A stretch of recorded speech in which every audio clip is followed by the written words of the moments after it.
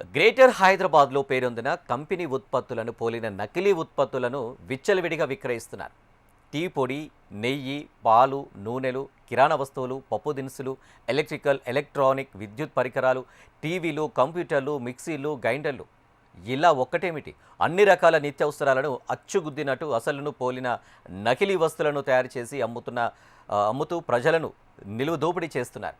పెద్ద కంపెనీల లేబుళ్లను ఎలాంటి అనుమతులు లేకుండా ఇల్లీగల్గా తయారు చేసిన వస్తువులకు వేసి బహిరంగంగా అమ్ముతున్నారు. ఇది తెలియని కొనుగోలుదారులు అవే ఒరిజినల్ అనుకొని కొన్ని దారుణంగా మోసపోతున్నారు.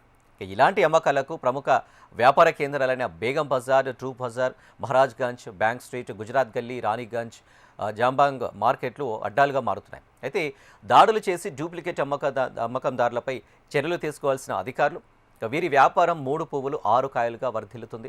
అధికారులు మామూలు మత్తులో జోగుతున్నారనే ఆరోపణలు సైతం కూడా వినపడుతున్నాయి.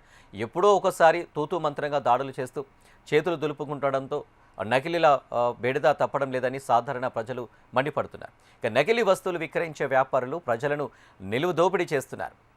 పేరొందిన ఏ కంపెనీ బ్రాండ్ల పేరుతోనైనా నకిలీవి తయారు చేసి విక్రయించడం వీరికి వెన్నతో పెట్టిన విద్య.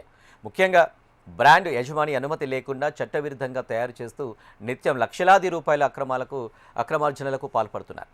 కంపెనీలు తయారు చేసిన అసలు వస్తువుల మాదిరిగానే పేర్లు, లేబుల్స్ ఉండటంతో కొనుగోలుదారులు వీటిని చూసి బోల్తా పడుతున్నారు. దీనికి తోడు నకిలీ వస్తువుల తయారీ, విక్రయదారులు డిస్కౌంట్లు, ఆఫర్లంటూ మభ్యపెడుతూ బహిరంగ విక్రయాలు చేపడుతున్నారు.